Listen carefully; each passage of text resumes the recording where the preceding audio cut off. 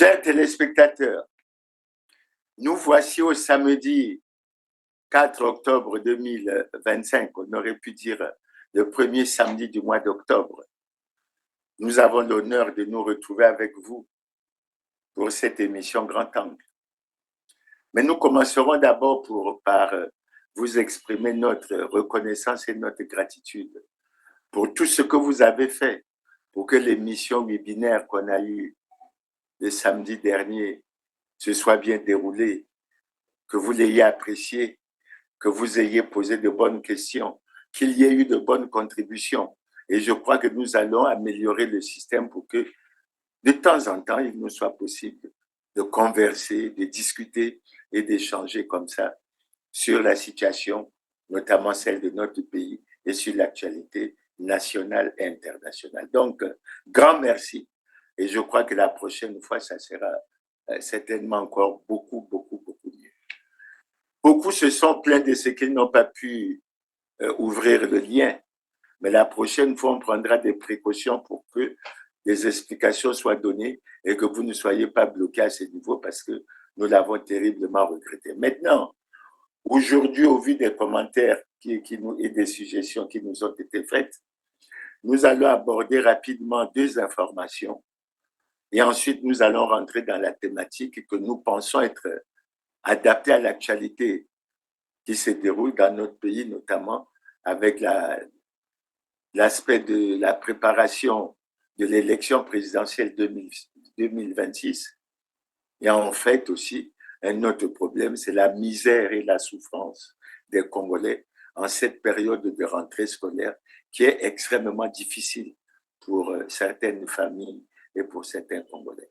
Donc, je vais commencer par les informations. La première, vous la connaissez puisque tout le monde y est beaucoup rodé et je ne vais pas insister là-dessus. Il s'agit des accords entre le Congo et le Rwanda.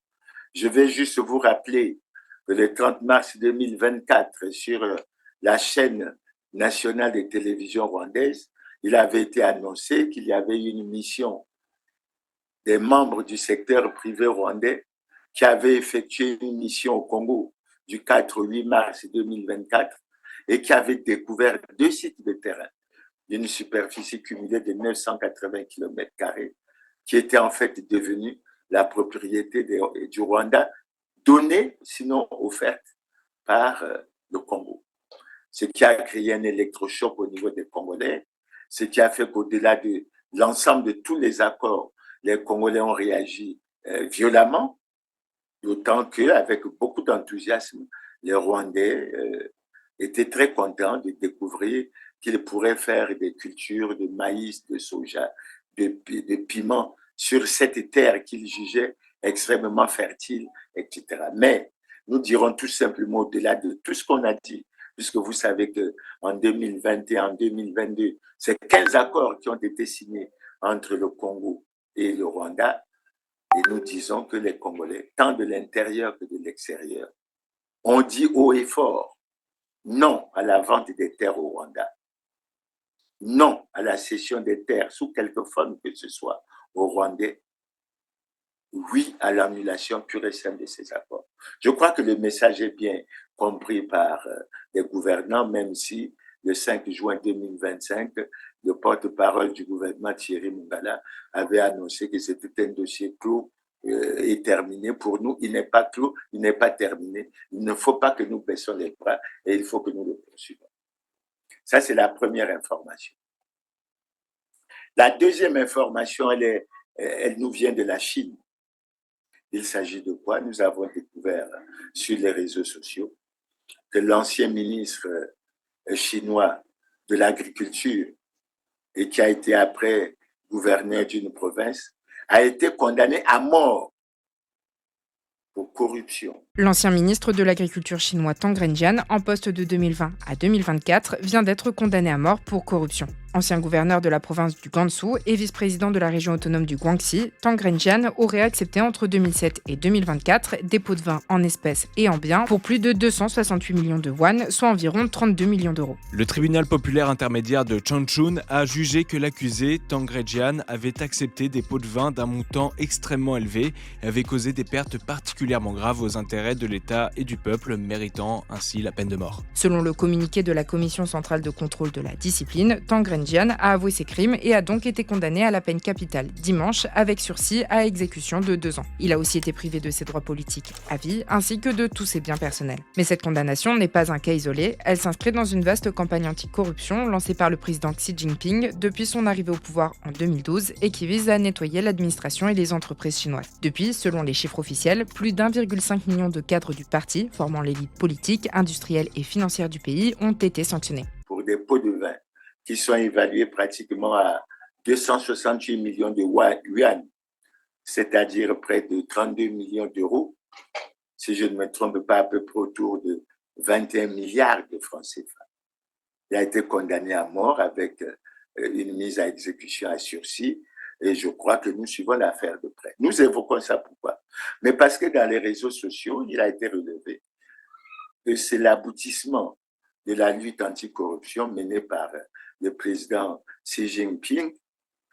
Et ça nous fait penser à ce qui se déroule au Congo. La Chine a une note, un indice de perception de la corruption de 43 sur 100 en 2024, alors que celui de l'indice du Congo est de 23 sur 100, donc véritablement médiocre. Mais nous voyons bien que la Chine, avec les progrès qu'elle réalise au plan mondial, dans tous les domaines, a pris la résolution de véritablement lutter contre la corruption. Et vous voyez que pour 21 milliards de francs, on est condamné à mort. Et ça fait penser, ça questionne sur le Congo, où nous avons eu d'abord une commission nationale de lutte contre la corruption, la fraude, la corruption et autres. Et actuellement, nous avons une haute autorité de lutte contre la corruption. Mais visiblement, rien ne bouge. Et nous constatons que dans les autres pays, tout bouge. Et dans le cas du Congo, nous n'avons de cesse de répéter que nous avons de nombreux scandales de crimes économiques et financiers. Déjà, rien que de parler de 14 000 milliards de francs CFA, ce n'est pas 21 milliards, mais de 14 000 milliards. Rien que de dire que si Congolais posséderaient 5 500 milliards de francs CFA dans les paradis fiscaux, rien que de dire que pour les bourses, il semble qu'il y a 6 milliards qui se dissipent chaque année sans jamais laisser de traces. Face aux deux chambres du Parlement réunies en congrès le 28 novembre à l'occasion de la fête de la proclamation de la République, le chef de l'État du Congo-Brazzaville, Denis Sassou Nguesso, a mis en lumière un détournement de fonds de 6 milliards de francs CFA chaque année, un pactole destiné à payer la bourse des étudiants. Le recensement biométrique des étudiants inscrits dans les universités publiques à Brazzaville a permis de constater que l'État ne devrait décaisser que 3 milliards de francs CFA par an, au lieu de 9 milliards exigés pour le paiement des bourses. Est-ce à croire que 6 milliards de francs CFA se dissipent chaque année sans jamais laisser de traces?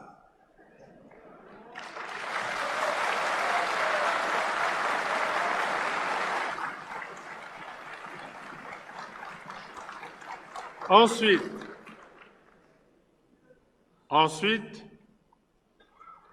les enquêtes diligentées dans certains établissements à budget de transfert ont révélé des écarts considérables entre les ressources financières sollicitées et les coûts réels des charges à couvrir, causant de la sorte un grave préjudice à l'État.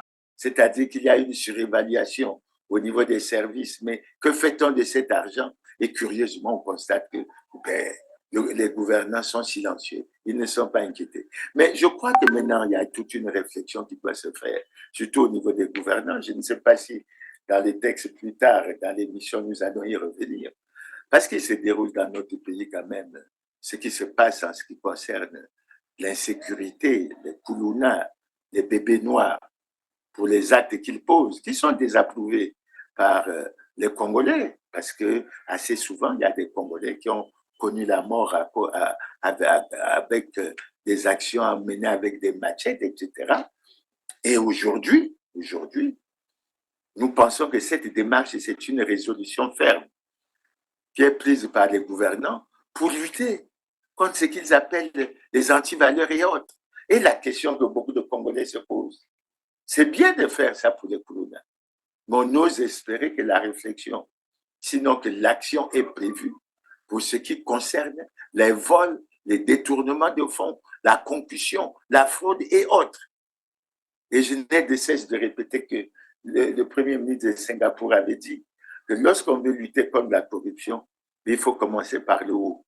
Et si on commence par le haut, on finit par faire disparaître le phénomène. Donc, je dis, il faut qu'on retienne, lorsqu'on évoque ce problème de corruption, de fraude, de pots de vin, etc., qu'on s'inspire de l'exemple chinois. Assez souvent, on dit tolérance zéro, mais il y a un paradoxe entre ce qui se dit et ce qui se fait. Et il faut que nous allions vers les actes et que nous arrivons à agir pour récupérer l'argent qui a été dilapidé du trésor public. Situation pour lesquelles les cas sont véritablement connus. On ne pense pas qu'il faut toujours agir dans la violence, mais il faut agir pour que la récupération devienne effective. Maintenant, quand j'ai évoqué ça, tenant compte de vos remarques, je vais passer à la thématique d'aujourd'hui. La thématique d'aujourd'hui se repose un peu sur l'actualité. Vous savez que nous sommes à pratiquement 5 mois et une vingtaine de jours de l'élection présidentielle de 2026. Et au moment où on parle de cette échéance importante, mais les Congolais s'interrogent sur les préparatifs. Ils s'interrogent si tout est mis en œuvre pour que les conditions permissives pour la bonne tenue d'une élection libre, transparente, démocratique et crédible et apaisée sont prises. C'est pour ça que pour la thématique, nous avons pensé évoquer le problème des préparatifs de cette élection sous certains angles, mais nous y reviendrons, en même temps que nous lions ce thème à la misère et à la souffrance des Congolais. Parce que nous estimons que pour beaucoup de Congolais, ils estiment que 2026 devrait être l'année qui devrait leur permettre de sortir le Congo de la grave crise multidimensionnelle dans laquelle il est plongé, mais ensuite de sortir les Congolais de la misère et de la souffrance. Parce que tout le monde dit, trop c'est trop, il faut qu'on y accorde une attention toute particulière. Maintenant, quand on parle des préparatifs, parce que je vais commencer par les préparatifs de l'élection présidentielle 2026, je vais commencer par aborder dans cette rubrique d'abord les aspects généraux. Alors, en termes d'aspects généraux, nous aimons toujours à rappeler les déclarations de l'opposant Denis Sassou Nguesso en 1992, lorsqu'il dit « Cependant est vrai le fait que je ne pourrais pas accepter que la Constitution soit violée. » Et il a continué en disant que lorsque la Constitution est violée, les démocrates ne doivent pas l'accepter. Cependant est vrai le fait que jamais je ne pourrai accepter que la Constitution soit violée.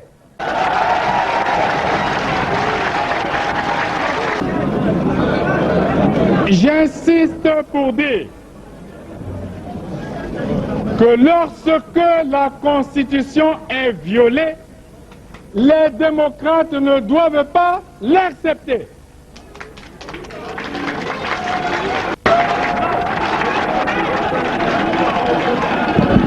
Jamais, jamais Et jamais nous n'accepterons qu'un gouvernement censuré organise les élections dans un pays. Enfin, il conclut un peu plus loin en disant: j'insiste pour dire que nous ne pouvons pas accepter que soient organisées des élections hors la loi. Et la question qu'on se pose immédiatement, les élections de 2026 seront-elles organisées dans le respect des lois et règlements de la République ou seront-elles organisées hors la loi, comme celles que nous avons connues jusqu'à présent? Et c'est ça le fond du problème. D'autant que pour ajouter à ce que l'opposant Denis Sassou Nguesso avait dit en 1992, nous pouvons ajouter ce que le président Denis Sassou Nguesso a déclaré dans l'un de ses messages, je crois que c'est le message sur l'état de la nation de l'année 2023, à savoir que nos difficultés de l'heure ne doivent pas nous amener à emprunter le chemin hasardeux et dangereux de l'anticonstitutionnalité. Et tout ceci se résume dans un article, c'est l'article 50 de la Constitution du 25 octobre 2015 qui dit clairement que tout citoyen a le devoir de se conformer à la Constitution, aux lois et règlements de la République et de s'acquitter de toutes ses obligations envers l'État et la société. Ça veut dire quoi? Tout ce discours fait apparaître que les Congolais devraient s'entendre pour préparer consensuellement les conditions permissives pour la tenue d'une élection libre, démocratique, équitable et autre, pour que, en allant à l'élection, il n'y ait pas de contestation, il n'y ait pas de bruit, et que ceux qui sont battus reconnaissent le vainqueur, parce que ça aura été le choix des Congolais, et que les choses se seraient passées selon les normes, etc. Est-ce que nous en sommes prêts? Est-ce que nous sommes en train de préparer de façon consensuelle une élection de ce genre? La réponse que je peux donner au regard des éléments que j'ai, la réponse est non. La réponse est non. Et c'est pour ça qu'après avoir évoqué ces quelques aspects généraux, nous allons passer au deuxième point de cette rubrique. C'est d'essayer de refaire une relecture de notre passé récent. Et ce passé récent s'est caractérisé, chaque fois qu'on approche une élection, surtout l'élection présidentielle, par l'angoisse des Congolais, par la peur, parce qu'ils se disent qu'il y a toujours quelque chose qui se trame. C'est comme si on accuse les gouvernants et les acteurs politiques d'avoir toujours des idées, des arrière-pensées, pas dans l'intérêt général, mais dans l'intérêt particulier, égoïste. Et c'est ça qu'il faut regarder. C'est pour ça que lorsqu'on jette un regard sur notre passé récent, je ne vais pas aller sur un certain nombre de thèmes qui ont déjà été largement évoqués à la conférence nationale. Je prendrai juste ce qui s'est passé en 1997. Vous avez vu que c'est à l'approche de l'élection présidentielle que nous avons connu ce que l'on appelle communément la guerre du 5 juin 1997. Ça ne s'invente pas, avenue de la Paix. C'est ici que les combats ont été les plus violents. Pas une heure sans entendre un ou plusieurs obus. Tout le centre-ville est livré aux bandes armées. Des desperados pour la plupart, inspirés par des films de série B sortis des studios américains. Ils s'appellent Cobra, Ninja ou Zulu. Là, nous sommes avec les Cobras, les miliciens de Denis Sassou Nguesso, autrefois général-président et dictateur. Les kalachnikovs et les lance-roquettes ont envahi les rues. Et lorsqu'on interroge ces miliciens, ils ne parlent que de guerre totale. Quant à moi, la guerre n'est pas encore finie. Pour l'instant, on doit garder les positions, tandis que le président Sassou relance ses projets pour en finir avec les Souba. Ici, pas d'idéologie, pas de programme, un seul ennemi, le président Pascal Lissouba. Mais pour ces miliciens, le coup de feu est une fin en soi et la Kalachnikov un moyen de subsistance. Interdiction d'aller plus loin. Le sergent nous a averti qu'à 200 mètres, il tire sur tout ce qui bouge. La preuve, cet adolescent, 15 ou 16 ans à peine, a pris une balle. Il rentrait visiblement de l'école. Des cadavres, il y en a tout autour de nous. Des civils en grande majorité, fauchés par une rafale. Lui, c'est autre chose. Quoi ce cadavre là? Ce cadavre-là, parce que lorsqu'on faisait le combat, après le combat, si on replie, et derrière nous, il y a les gens, les pilleurs. Et nous ne voulons pas de pilleurs, parce qu'ils viennent pour saboter.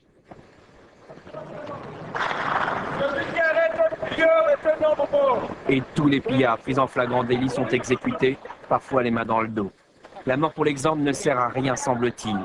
Il y a 1 heure ou 2, un obus est tombé dans cette usine de congélation. Les pillards sont déjà à l'heure. Ils vont même s'arracher leur butin. Ça c'est le pillage, c'est quoi? Ça c'est pillage. Casser la maison de tous les cas. C'est casser la maison. Quoi? Ce jour-là, un nouveau cessez-le-feu était signé, le 3e en une semaine. Nous en profitons pour aller rencontrer l'ancien président, Denis Sassou Nguesso. Sa résidence est devenue un camp retranché. On nous interdit de filmer les pièces d'artillerie. On le fera, caméra cachée. Elles sont hors d'usage. Des blindés pris à l'ennemi sont également hors d'état de nuire. Seuls ces 2 ou 3 000 miliciens, ces cobras, entretiennent l'illusion d'une armée. Première question, et déjà on comprend que la trêve sera de courte durée. La question qu'on pose, c'est de savoir si les troupes du pouvoir vont continuer d'occuper le CHU et de tirer sur les quartiers populaires de Poto-Poto. Il faut bien qu'elles sortent de là. Le CHU, le centre hospitalier de Brazzaville, a reçu ce soir-là un obus. Il est tombé dans le bloc opératoire. Nous chercherons vainement la trace des soldats gouvernementaux. Dans les étages, il n'y a pas non plus de Zoulous, ces miliciens qui soutiennent la guerre du président Pascal Lissouba. En revanche, il y a bien des malades, des cadavres et des blessés. Des médecins aussi désarmés, désemparés devant cette folie meurtrière. On attend les autorités. Qu'est-ce qu'ils vont nous dire? Est-ce qu'ils vont nous rassurer quelque chose de bien? Est-ce qu'on va continuer? Bon, pour moi, s'il n'y a pas d'assurance, je préfère aller à la recherche de ma famille. Est-ce que je vais les voir? Est-ce que je vais être surprise par une balle? Je ne sais pas. C'est difficile. Une balle perdue et une nouvelle victime.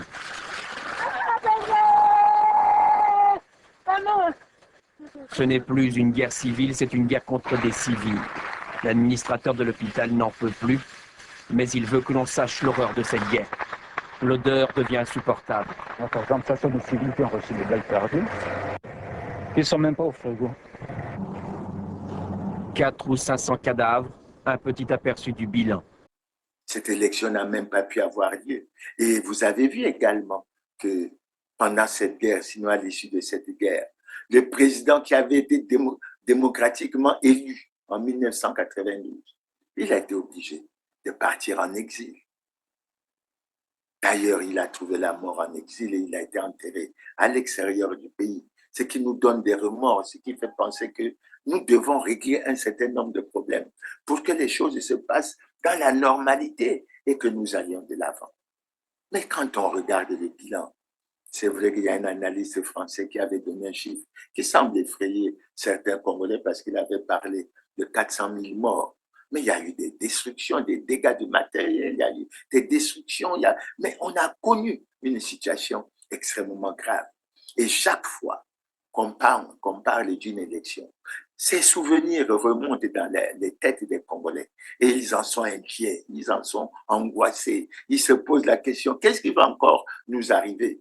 D'autant que, de temps en temps, vous avez des rumeurs comme quoi on veut enlever les opposants, on veut les arrêter, alors que nous avons une constitution qui garantit dans son article 25 la liberté d'expression et qui garantit dans son article 27 la liberté de réunion, d'association, de manifestation et autres.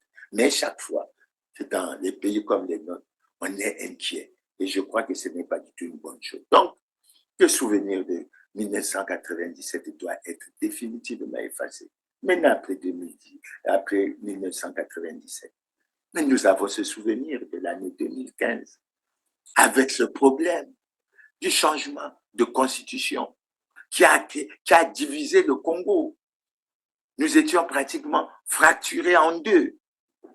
avec ceux qui pensaient qu'il fallait aller au changement de constitution et ceux qui, comme moi, pensaient qu'il fallait respecter les dispositions de la constitution du 20 janvier 2002, qui avait verrouillé, qui avait prévu, qui avait fait inscrire clairement que l'aspect concernant la limitation des mandats ne pouvait pas faire l'objet de révision.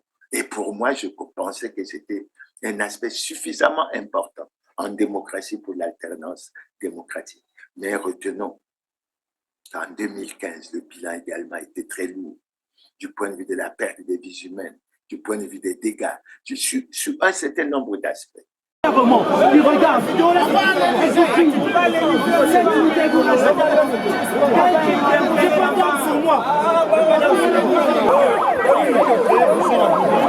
les organisateurs manifestaient que faut être tamboula, il y a que spontané, parce que vous êtes obligé d'accompagner Betnanzila, parce que ça va être qui motivé, même manifester mingi. Pour une expérience, vous avez ça dans la zone de façon. Il y a que spontané, parce que ça va accompagner Beto. Il y a que spontané, ben pouvoir en avec. L'union des nations, oublions ce qui nous divise, soyons tous unis que jamais. Vivons tous notre devise, l'unité, travail, progrès. Vivons tous notre devise, l'unité, travail, progrès. Moutou Famame,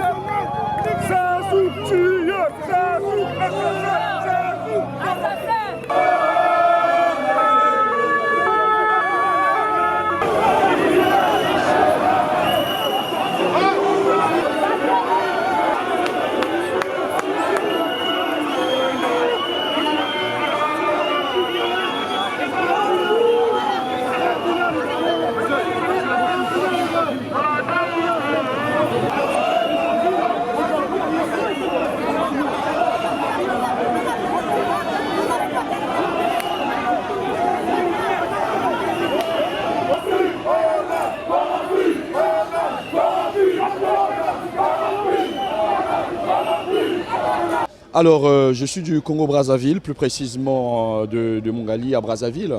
Donc ça, c'est une journée de manifestation à l'ambassade. Ils veulent nous cantonner à l'ambassade là-bas pour ne pas que le peuple français soit au courant de tout ce que ça soit en train de faire en ce net moment. Là, en ce net moment, à Brazzaville, à Pointe-Noire, dans toutes les villes du Congo, il est en train de tirer sur la population. Il y a eu trop de morts depuis tout ce temps-là.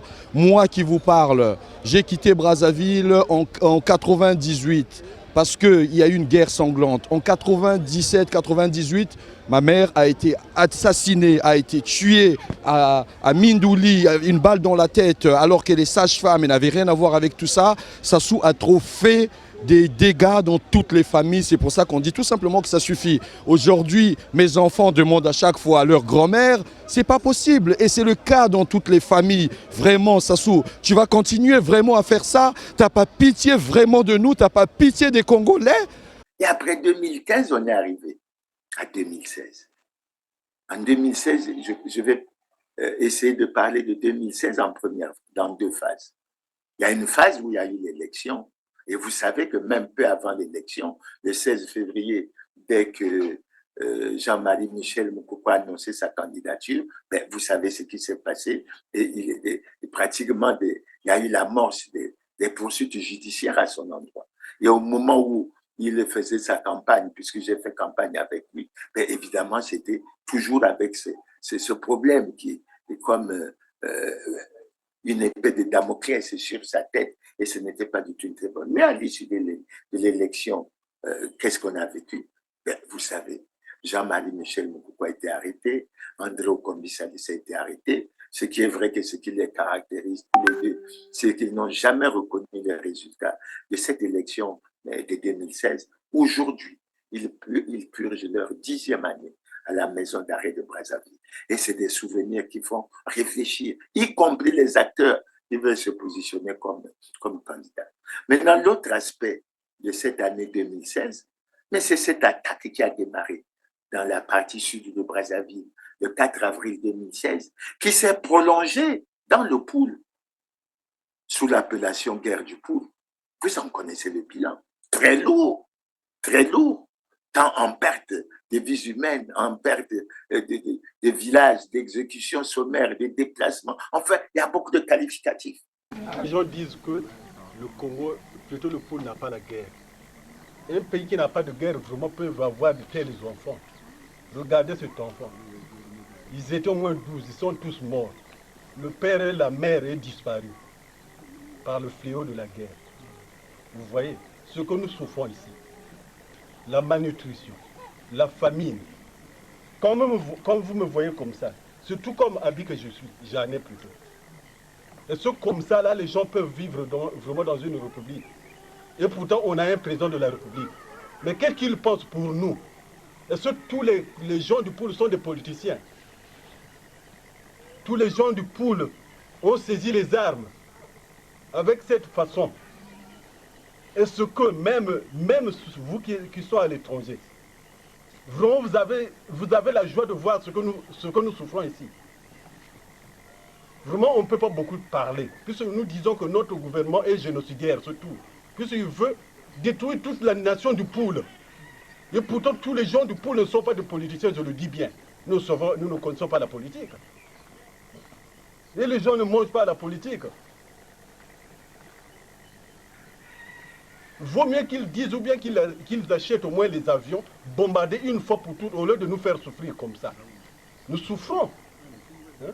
Nous souffrons vraiment, nous souffrons. Regardez. Sa mère et son père est mort par le fléau de la guerre. Ils étaient au moins 6. Tous sont morts. Celui-là aussi va mourir. Il n'est pas pour beaucoup de jours. On n'a pas de médicaments. On n'a pas du tout. On n'a pas des choses à manger. Donc vraiment c'est tout comme message que je voulais envoyer à l'opinion internationale. Et enfin, on s'est dit, et on pense à cette phrase, à cette interpellation de Jean-Pierre Tissé-Chikaya pendant la conférence nationale. Plus jamais ça, plus jamais ça, plus jamais ça. Et on s'interroge, on se questionne. Pourquoi à chaque fois nous poussons ces cris? Et pourquoi à chaque fois nous y retombons? Il y a quelque chose qui ne va pas. Maintenant, toujours au titre de la relecture de notre histoire, mais nous pouvons penser à l'année 2021 où nous avons vu la situation de Kiplis Parfait Kodela. Nous l'avons vu s'affaiblir au cours d'un meeting et ensuite nous l'avons vu sur son lit, etc., dans une situation extrêmement difficile. Et il aura trouvé la mort pratiquement le jour de l'élection, dans des conditions extrêmement difficiles, en laissant un testament historique retenu par l'ensemble des Congolais, que ce soit ceux qui l'ont soutenu à cette époque, que ce soit les autres. Parce que ce testament historique est lié à quoi? Ben, il est relatif à une notion simple. Battez-vous, battez-vous, battez-vous pour le changement. Battez-vous pour l'avenir des enfants. Et je crois que lorsqu'on a fait cette relecture, on s'est dit qu'il faut que nous, les Congolais, que les acteurs politiques, que les gouvernants prennent les dispositions pour que la période électorale, pour que l'élection ne soit pas une raison de terreur, une raison d'angoisse, une raison d'inquiétude qui fait que les Congolais ne se sentent plus à l'aise et ils se posent la question, cette fois-ci, comment ça va se passer? Mais si nous l'avons bien préparé de façon consensuelle, en fixant véritablement les règles du jeu, on ne devrait pas avoir de problème, on ne devrait pas se poser ce genre de questions. Maintenant, une fois que j'ai posé ce décor à travers les deux aspects, les aspects généraux et la relecture de notre histoire, la question qui se pose est la suivante. Est-ce que les conditions sont remplies ou seront remplies pour la tenue d'une élection libre, transparente, démocratique et crédible et apaisée dans notre pays? Pour l'instant, la réponse que je peux apporter, c'est véritablement non. Pourquoi? Mais parce qu'on n'a pas cessé de dire qu'il y a eu des concertations politiques dans notre pays, à commencer par celle de Brazzaville en 2009. Après, il y a eu celle d'Evo en 2011. Il y a eu celle de Dolizé en 2013. Il y a eu celle de Sibiti en 2015. Il y a eu celle de Wisso en 2017, celle de Madingu en 2020 et celle de Rwanda en 2022. Mais la conclusion à laquelle on est arrivé, c'est que ces concertations politiques n'ont en rien amélioré la gouvernance électorale. Et on se retrouve toujours au même point. Et ce que l'on constate, c'est quoi? Mais la plupart des recommandations qui ont été arrêtées, qui devaient faire évoluer le système, n'ont pas du tout été appliquées. Et parmi ces recommandations, j'en ai épinglé une qui est extrêmement importante. Elle a été prise à Evo en 2011. Et en 2011, qu'est-ce qu'on avait dit? Mais on avait recommandé au gouvernement l'inscription dans un timing précis des opérations préélectorales et électorales afin d'éviter la précipitation. Est-ce que cela a été fait? Non, ça n'a jamais été fait. Pourquoi? Est-ce que c'est une question de courage? Est-ce que c'est une question de volonté politique? Est-ce que c'est une question de compétence? C'est là tout le problème. Et quand on prend l'élection 2026, mais je pense qu'après l'élection de 2021, tout le monde devait s'acharner pour préparer l'élection de 2026. On constate que ça n'a pas été fait. Même la condition préalable pour l'établissement des cartes biométriques qui était faite, dont l'une des conditions, c'était la réalisation du recensement. Mais les résultats du recensement ont été publiés en 2023. Et nous avons appris que la population du Congo était de 6 140 182 habitants. Mais pourquoi on n'a même pas pensé de faire venir l'expertise nécessaire pour utiliser les résultats de ce recensement pour faire ce qu'on semble faire maintenant, à savoir la révision des listes électorales. Et l'improvisation a commencé. Mais elle a commencé par quoi? Mais le 12 mars 2024, c'est-à-dire qu'il y a 18 mois, lorsque le ministre de l'Intérieur invite les chefs des groupements politiques à une réunion, mais il leur annonce la tenue imminente d'une concertation politique et qu'au cours de cette concertation politique, on va examiner les problèmes de la biométrie pour l'élection présidentielle de 2026, qu'on va examiner le problème de la refonte de la loi électorale. Et il demande aux uns et aux autres de préparer les amendements. Et après ça, c'est le silence complet. Après ça, c'est le silence complet. Silence complet. Et qu'est-ce qu'on découvre? C'est la révision des listes électorales. Et ça, je ne cesserai de dire qu'il a été dit à Doulizy que la méthodologie proposée par l'administration, consistant à rechercher la maîtrise du corps électoral par la révision des listes électorales, ne permet pas la bonne tenue à jour du fichier électoral. C'est clairement dit. Donc, on s'embarque dans une démarche, tout en sachant qu'on n'aura pas les résultats obtenus. Et c'est préoccupant, pourquoi? Mais c'est préoccupant parce qu'à Madingu, en 2020, ça a fait l'objet du manque de consensus entre l'opposition et puis la majorité présidentielle.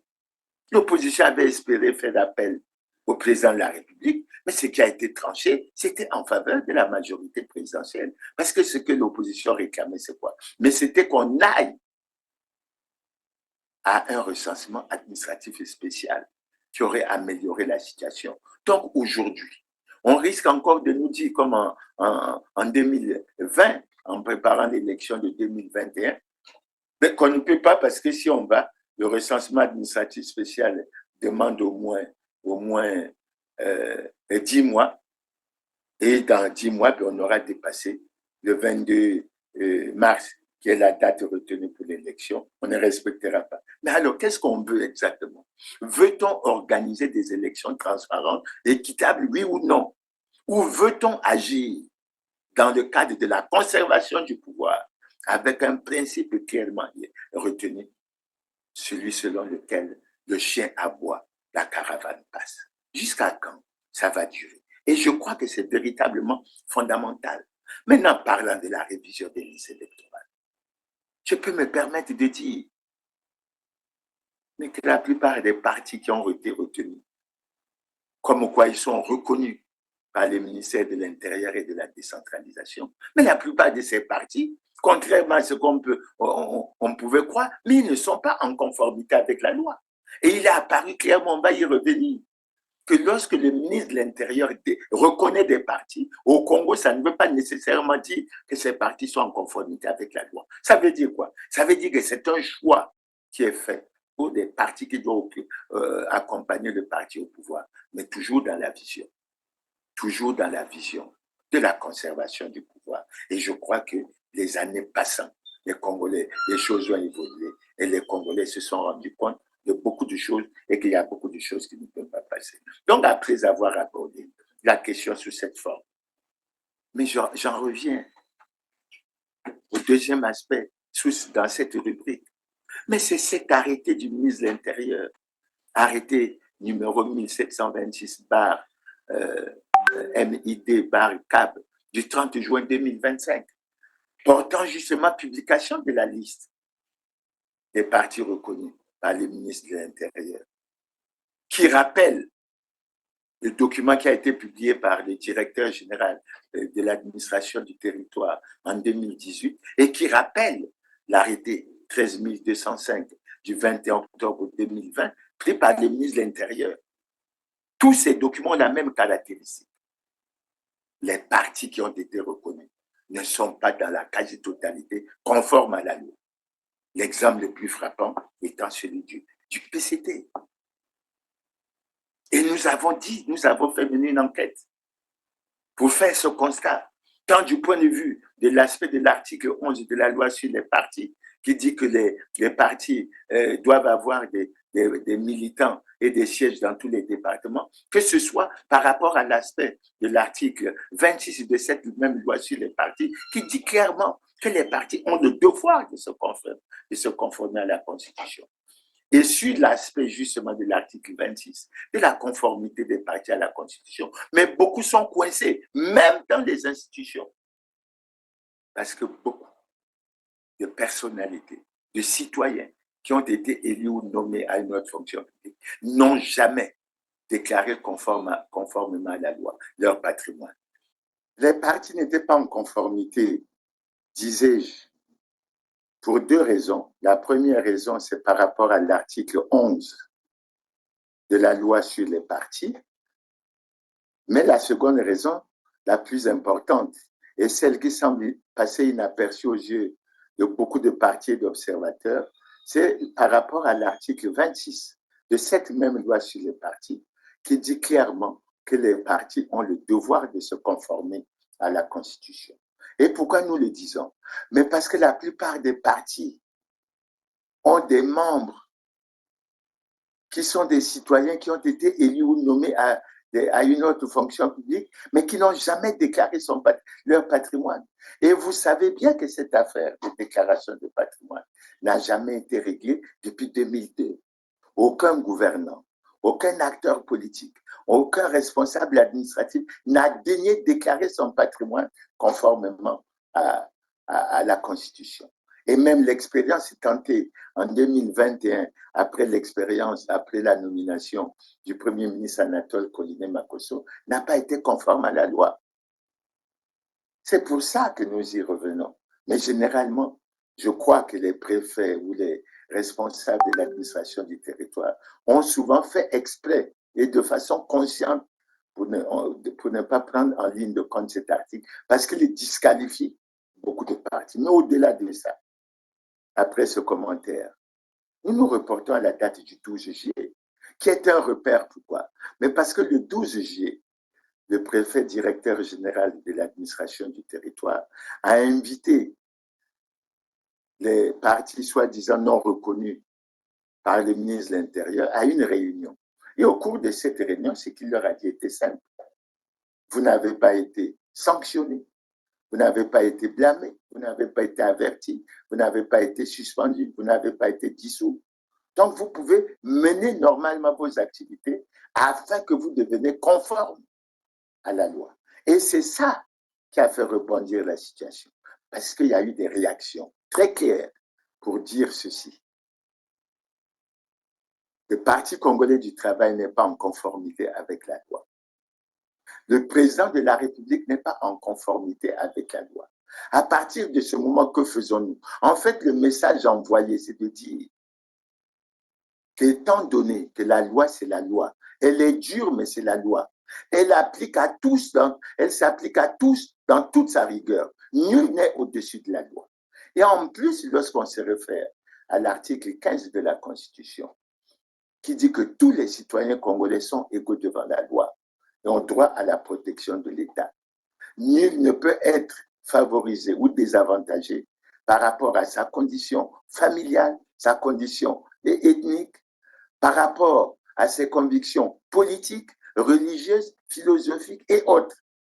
Et c'est ça que les Congolais doivent comprendre. Parce qu'en termes d'interprétation du droit, ça veut dire que le président de la République n'est pas au-dessus de la loi. Il doit respecter la loi comme tous les autres Congolais. À partir de ce moment, le problème s'est transformé en un aspect que nous allons commenter brièvement. C'est celui de la conformité à la loi. Et c'est là, à notre avis, que le débat devient très intéressant. Parce que lorsqu'on aborde ce problème de la conformité à la loi, le premier aspect qu'on touche, c'est la non-conformité à la loi du Parti congolais du travail depuis 2002.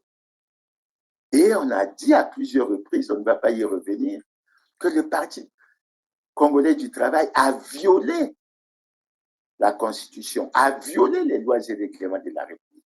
Et il devait s'appliquer automatiquement l'article 31 de la loi sur les partis, qui dit clairement qu'en cas de violation des lois en vigueur par tout parti politique ou groupement politique ou de trouble à l'ordre public, le ministre chargé de l'administration du territoire suspend le parti concerné et procède à la fermeture provisoire de ces locaux. C'est clair. La question qu'on peut se poser, pourquoi le Parti congolais du travail n'est pas sanctionné? Et c'est là où on se rend compte qu'en réalité, tel qu'on vit et tel qu'on procède au niveau des gouvernants congolais, mais on est dans la préparation d'une loi, d'une élection hors la loi, dans l'irrespect total des lois et règlements de la République. Et c'est pour ça que nous, on a toujours dit que le Parti congolais du travail aurait dû, mais il doit être sanctionné conformément à la loi. Et la conformité qui est exigée au niveau des partis politiques, mais doit s'appliquer au Parti congolais du travail, qui est un parti comme tous les autres, etc. La même remarque doit être faite au niveau du président de la République, qui est en situation manifeste et délicate d'incompatibilité constitutionnelle. Nous n'allons pas revenir sur les débats, sur les développements sur cette question. Nous disons tout simplement que les éléments de preuve ont prouvé que le président de la République n'a pas respecté le serment qu'il a prêté devant la nation et le peuple, notamment celui de respecter et de faire respecter la Constitution et de garantir la paix et la justice à tous. Et c'est là où le problème devient très important, parce qu'il faut, pour que nous allions à une élection conforme à la loi en 2026, que le président de la République règle le problème de sa déclaration de patrimoine, qu'il règle son problème de ne plus être président du Parti congolais du travail. Mais il y a bien d'autres aspects qu'il faut approfondir pour que le président de la République soit en conformité avec la loi. Mais ça, nous n'y pouvons rien. Nous disons que la loi, c'est la loi. Et malheureusement. Maintenant, l'autre aspect sur lequel nous allons nous appesantir, mais c'est qu'on constate que ça ne s'arrête pas seulement au niveau du président de la République et au niveau du Parti congolais du travail. On jette un coup d'œil sur les institutions, particulièrement les institutions qui sont fortement impliquées dans l'organisation des élections. On prend d'abord la Cour constitutionnelle, et nous, dans les recherches que nous avons menées, nous nous sommes rendus compte que les membres de la Cour constitutionnelle ont été nommés en 2023. Ils ont prêté serment en 2023. Ils ont été installés par le ministre d'État, directeur de cabinet du chef de l'État en 2023, malheureusement, aucun d'eux, que ce soit le président ou les membres de la Cour constitutionnelle, aucun d'eux n'a daigné déclarer son patrimoine. Alors que dans le serment qu'ils ont prêté, ils ont juré fidélité et ils ont juré de remplir loyalement leurs fonctions dans le respect de la Constitution.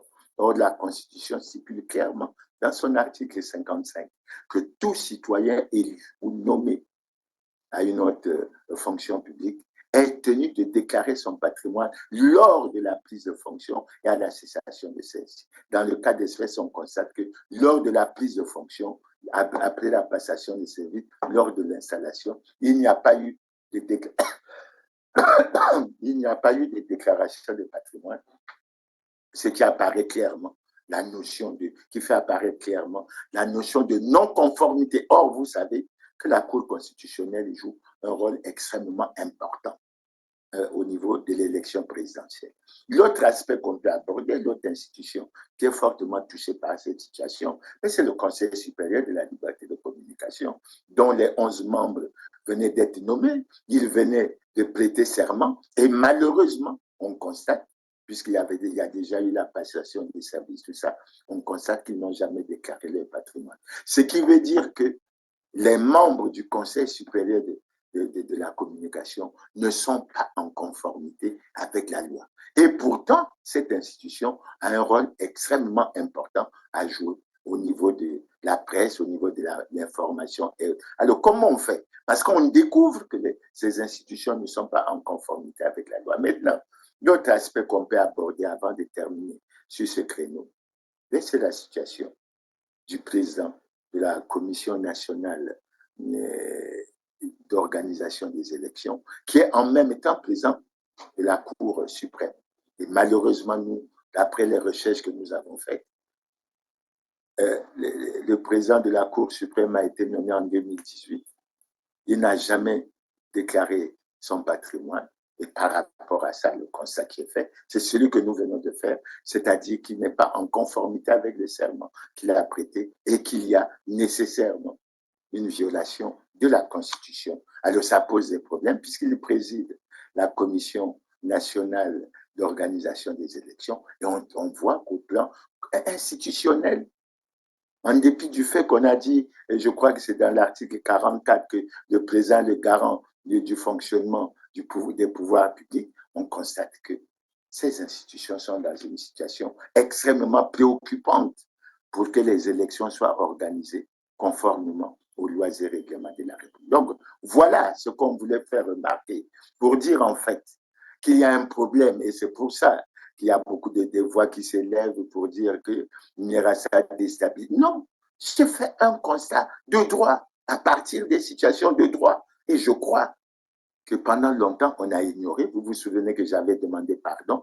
mais parce que ces commentaires, j'aurais pu déjà les faire plus tôt. Mais aujourd'hui, nous avons réalisé qu'il fallait suivre ce que l'on dit, vaut mieux tard que jamais, et nous nous sommes revenus là-dessus. Et nous constatons justement que cette situation est un véritable problème pour l'organisation des élections libres, démocratiques, transparentes, crédibles et apaisées. Comment on fera? Moi, j'aurais pu avoir une proposition parce que si le Conseil national de dialogue se tenait, je crois que la proposition aurait été de réunir rapidement le Conseil national de dialogue pour voir comment ça peut se faire. Mais même si on le réunit, je ne vois pas comment les gens qui devaient déclarer leur patrimoine lors de la prise de fonction, comment ils feraient pour rattraper. Donc, on a un véritable problème. Et je crois que c'est sur tous ces aspects qu'il faut avancer. Maintenant, après avoir avancé sur ces questions, je vais aller sur le deuxième grand volet. C'est celui de la misère et la souffrance des Congolais. Je crois qu'il faut dire, à l'approche de l'élection présidentielle de 2026, que les Congolais, dans leur ensemble, dans leur grande majorité, comptent sur cette élection pour qu'on aille au changement et à la rupture. Tellement ils sont dans la souffrance et dans la misère. Tellement le Congo est plongé depuis plus de 10 ans dans une grave crise multidimensionnelle pour laquelle les gouvernants actuels n'ont pas été capables d'apporter les solutions appropriées. Comment on fait? Mais il faut bien qu'on en sorte. Et d'autant que, et c'est ça qui nous a poussé à avoir une attention particulière sur ce problème, mais nous sommes à la rentrée scolaire. Et il faut qu'un certain nombre de choses soient constatées. Je reviendrai sur des choses que vous connaissez déjà, sur la situation, la misère et la souffrance des Congolais. Vous savez bien qu'on n'a pas d'eau. Vous savez bien qu'on n'a pas d'électricité. 65 ans après l'indépendance. Mais c'est extrêmement préoccupant. Comment on fait? Et s'agissant de l'électricité, je crois que votre attention a dû être retenue par cette lettre très forte qui a été écrite par le collectif des travailleurs. Oui, il soulève des problèmes de fond qui touchent à la gestion de EKRC. Qu'est-ce qu'on fait? Parce qu'en publiant cette lettre, ils ont souhaité une chose, c'est de nous appeler, nous tous, que ce soit nous les Congolais de l'intérieur, que ceux de l'extérieur, à un débat sur des problèmes de fond qui touchent parfois à des aspects de souveraineté, parce que l'électricité doit être prise suffisamment avec beaucoup de doigté, de sagesse, pour que nous résolvons des problèmes qui touchent au quotidien des Congolais. Et je crois que c'est extrêmement important. Maintenant, il y a d'autres aspects qui touchent à la situation, à la condition des Congolais. Regardez la situation des retraités. Je peux me permettre de vous la rappeler. Près de 41 mois d'arriérés de pension. Actuellement, 2 mois d'arriérés de pension rien que pour l'année 2025, le mois de juillet et le mois d'août. Nous sommes à la rentrée. Et comme on dit au Congo que les retraités sont les maltraités, mais ils continuent à être maltraités parce que pendant qu'on leur doit les mois de juillet et d'août, les fonctionnaires, ils se ruent dans les banques parce qu'ils ont pu toucher leur salaire du mois de septembre. Et pourquoi? Alors qu'on dit que personne ne doit être favorisé, personne ne doit être désavantagé. Pourquoi dans le cas d'espèces, une population vulnérable comme celle qui est composée par les retraités peut subir autant de souffrances? Ce n'est pas du tout normal. Maintenant, s'agissant des retraités, nous pouvons aussi ajouter mais que pour la majorité, ils touchent leur pension à la valeur du point d'indice 160 depuis 2017, alors que depuis 2017, ils auraient dû toucher leur pension à l'indice 300. Et ça, c'est très grave. Pourquoi? C'est même une violation des lois et règlements de la République. C'est une violation de la Constitution. Pourquoi? Mais parce que quand vous prenez l'article 58 du décret 84 barre 892, je crois, d'octobre 1984, il est dit clairement que l'augmentation du traitement entraîne la majoration de la pension et de la rente dans la même proportion. Alors, pourquoi n'applique-t-on pas ce décret? Pourquoi viole-t-on cette disposition? Depuis 2017, je suppose que lorsqu'on va rentrer dans le budget de l'année 2026, je proposerai au syndicat des retraités de se battre pour qu'à partir du 1er janvier 2026, que les pensions soient payées pour tout le monde à l'indice 300, à la valeur du point d'indice 300, et que pour ce qui est du reste, les arrérages, les différentiels, etc., qu'on négocie et qu'on ait un chronogramme d'appurement de toutes ces situations. Et ce n'est pas normal. Les retraités aujourd'hui ont des petits-enfants. Ils ont des enfants, des petits-enfants, des arrière-petits-enfants dans certains cas. Et les enfants n'ont pas de travail. Pour certains, ils vivent encore dans la maison de leurs parents. Et la pension n'est pas payée. Comment on fait? C'est une situation extrêmement, extrêmement préoccupante. Et je crois qu'il faut que les gouvernants y accordent une attention particulière. J'entends souvent les retraités se plaindre du fait de ce que l'une des causes de cette situation, c'est que la CREF ne fait pas adopter son budget par le Conseil des ministres. Mais bientôt, on va discuter du budget de l'État. Que la CREF s'efforce à ce que son budget soit adopté par le Conseil des ministres et que tout cela puisse être intégré et qu'on puisse avancer. Bref, c'est autant de situations. Maintenant, on ne peut pas parler des retraités en oubliant les étudiants qui cumulent plusieurs mois d'arriérés de bourse, plusieurs années plutôt d'arriérés de bourse. Comment on fait? Il faut que cette situation soit également réglée. D'autant que dans la situation des étudiants, c'est le chef de l'État qui a déclaré le 28 novembre 2024, mais qu'il y avait un différentiel de 6 milliards qui se dissipait chaque année sans jamais laisser de traces. Et cette situation est restée, on est resté silencieux sur cette situation sans pouvoir faire la moindre enquête administrative, etc., pour qu'on avance. Non, je crois qu'il faut qu'on s'arrête. Peut-on ne pas penser à ces milliers de travailleurs de plusieurs entreprises qui cumulent plusieurs mois, sinon des arriérés de paiement des salaires? Est-ce que c'est sérieux? Comment on fait? Je suivais d'ailleurs une émission, Mac le Bazar, il y a quelques jours, où j'étais surpris. On évoquait le cas des retraités de la Poste, qui étaient pratiquement dans leur 9e année sans pouvoir toucher leur retraite. Mais c'est très grave. Comment font-ils pour vivre? Comment on va avancer? Mais au-delà de ça, si je prends ma petite fiche, il y a d'autres problèmes qui se posent. Le chômage endémique des jeunes. Et dès qu'on parle de ça, on pense aux 14 000 milliards pour lesquels il n'y a jamais eu de réponse. Et pourtant, le chef de l'État avait souhaité, avait déclaré que les excédents budgétaires devaient être logés dans un compte de déstabilisation à la Banque centrale, qu'aucun franc ne devait être retiré de ce compte sans la moindre loi rectificative des finances. Et où en sommes-nous? Pourquoi veut-on cacher ces situations qui sont tellement claires? Et je crois qu'il faut qu'on regarde ça. Mais est-ce qu'on peut ne pas parler de la faillite du système national de l'éducation et de la formation, avec une baisse drastique du niveau général de l'enseignement et des apprenants et de la dévalorisation de la fonction enseignante? Et j'ai vu là, à l'approche de la rentrée, qu'il y a beaucoup de syndicats qui ont soulevé un certain nombre de problèmes, parfois qui concernent des engagements qui ont été pris, qui n'ont pas été respectés. Mais si on n'accorde pas la priorité à l'enseignement, vous savez bien que quelqu'un a déclaré que lorsqu'on veut détruire un pays, il faut commencer par détruire son système d'éducation. Est-ce que nous voulons détruire notre système d'éducation? À ça, on devrait parler aussi de l'effondrement des formations sanitaires publiques, devenues dans la plupart des cas des mouroirs, avec une explosion exponentielle de la morbidité et de la mortalité. Peut-on oublier la précarité? Peut-on oublier la misère? Peut-on oublier la pauvreté? Peut-on ne pas parler de la baisse vertigineuse du pouvoir d'achat, avec l'augmentation astronomique des prix des denrées alimentaires de première nécessité? La vie est devenue chère, la galère extrême, des couches déshéritées. Comment on fait? Comment on fait?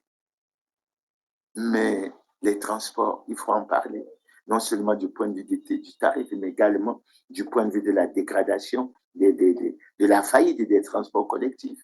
Il faut aussi parler de la dégradation accentuée des voiries urbaines, des routes secondaires, des pistes agricoles et des cours d'eau navigables, des érosions, puisqu'on est en période de pluie, qui menacent les principales villes. Alors, quand on a déjà ce tableau, même s'il n'est pas exhaustif, on comprend que la condition du Congolais est une condition véritablement difficile. Et ce qu'on peut dire, c'est qu'il faut se battre pour relever ces défis. C'est pour ça que nous autres, nous pensons que 2026 soit être une année de changement et de rupture. Et ce changement devrait également correspondre au changement de la condition de vie du Congolais. Les Congolais, il y a des réactions diverses sur l'activité, l'action qui est menée concernant les Koulouna. Mais il y a des voix qui s'élèvent pour dire c'est bien. Mais après, il faut qu'on se tourne vers la situation des scandales et crimes économiques et financiers. Parce que là aussi, les responsables sont connus. Mais il faut que la justice soit faite à tous ceux qui ont créé du tort aux Congolais. Les problèmes devraient être résolus. On entend le Premier ministre parler des fonds en déshérence. On entend parler de la lutte contre la corruption. On entend, mais bref, Il faut que tout soit mis en œuvre pour sortir les Congolais de la misère et de la souffrance. Et si nous avons voulu évoquer cet aspect ici de façon sommaire, mais c'est parce que nous pensons que l'élection de 2026 devrait être une élection où les acteurs politiques, où les différents candidats aux élections, à l'élection présidentielle, etc., devraient prendre des engagements vis-à-vis de la population, qui doit les écouter et qui doit savoir à qui ils doivent faire confiance pour que 2026 soit véritablement une année de changement et une année de rupture. Voilà, chers téléspectateurs, le message que nous avons voulu faire passer pour cela. C'est pour ça que, en conclusion, je vais peut-être me répéter en disant qu'il est important, il est urgent, il est indispensable de sortir le Congo de la grave crise multidimensionnelle qu'il connaît depuis plus de 10 ans. Mais il faut noter que les gouvernants actuels se sont avérés incapables d'apporter des solutions de sortie de crise à cette situation. Il faut sortir les Congolais de la misère et de la souffrance. Il faut que nous avançons. C'est pour ça que la tenue d'une élection libre, démocratique, transparente, crédible et apaisée en 2026, c'est plus qu'une urgence, c'est plus qu'une nécessité. Elle est véritablement indispensable. Et on n'a aucune raison, parce que la préparation aurait dû se faire de façon consensuelle, sans arrière-pensée, sans l'idée de vouloir conserver coûte que coûte le pouvoir, à notre avis. Et je pense, me tournant vers les Congolais, dire, chers Congolais, je crois, et si vous vous mettez debout, l'heure du changement et de la rupture a sonné. Et il faut que nous nous battons. Il faut que les gouvernants actuels prennent les dispositions pour que cette élection ne soit pas une élection hors la loi, comme ils ont tenté de le faire depuis le début, et d'exclure la majorité des Congolais dans la préparation de ces élections. Regardez ce qu'ils font. On avait pensé qu'avec la réalisation du recensement général de la population et de l'habitat, on allait résoudre le problème de la maîtrise du corps électoral, sinon faire des progrès. Mais où en sommes-nous? Quand il parle de révision des listes, ils ne font même pas référence à la base des données qui est issue de ce recensement. Non. Tout simplement pourquoi? Parce que l'idée essentielle, c'est celle de la conservation du pouvoir. Et ce n'est pas du tout intéressant, parce qu'on ne peut pas continuer à privilégier l'intérêt égoïste, l'intérêt particulier et individuel, au détriment de l'intérêt général. Puissions-nous avoir l'amour du pays, œuvrer pour l'intérêt général. Et je crois que lorsqu'on voit l'évolution, c'est l'évolution qui se déroule dans le monde, notamment avec des leçons qui nous sont données par des présidents comme Patrice Talon, etc., il faut que nous nous rendons compte que nous devons nous mettre au diapason de la dynamique qui est enclenchée dans le monde. Ces idées où on pensait que, comme ça s'est passé au Togo, comme ça s'est passé au Gabon, comme ça s'est passé au Tchad, que la succession, c'est de père en fils. Mais il faut finir avec ces idées. Il faut organiser les choses pour que les Congolais choisissent celui, la personnalité qui est la mieux indiquée, selon les Congolais eux-mêmes, pour conduire le Congo à un destin meilleur. Parce qu'aujourd'hui, le Congo est dans le chaos. Et le bilan du pouvoir actuel, il est suffisamment connu. Il est connu par tout le monde. La preuve, l'existence des Koulouna n'est qu'un aspect de ce bilan. L'existence des scandales et crimes économiques et financiers n'est qu'un pan de ce bilan. L'inexistence des routes, mais ce n'est qu'un pan de ça. Et je crois qu'il faut que les gouvernants se ressaisissent. Parce qu'aujourd'hui, une des mesures que les gouvernants devraient prendre, c'est de suspendre le Parti congolais du travail. C'est ça la loi. Et la loi s'applique à tous. Et je crois que si la loi s'applique, évidemment, les Congolais doivent se retrouver pour définir l'avenir du pays. Et nous serons vigilants à suivre que l'aspect de la conformité à la loi touche tout le monde et que personne ne sera en dehors de ça. C'est pour ça que les préfets, les administrateurs maires, les sous-préfets, etc., les chefs de quartier qui sont, dit-on, mêlés parfois à un certain niveau à ces démarches. Il faut qu'ils appliquent bien la loi, qu'ils relisent bien la loi 20-2017 du 12 mai 2017 relative aux partis politiques. Parce que j'ai le sentiment qu'il y a eu beaucoup de laxisme, il y a eu beaucoup de complaisance à plusieurs niveaux de l'État pour essayer de déclarer conformes des partis qui ne le sont pas, ou de reconnaître des partis qui ne sont pas conformes à la loi. Donc, chers téléspectateurs, nous voulons, après de 5 mois et quelques jours de l'élection présidentielle, attirer l'attention des gouvernants, attirer l'attention des Congolais. Et je crois, d'après les rumeurs qui circulent, il semble que l'opération de révision des listes électorales n'a pas bien marché. Mais ça n'a pas été préparé de façon consensuelle. Ça a été préparé toujours avec cette volonté d'exclure les uns d'eux, favoriser les autres, mais dans un seul but.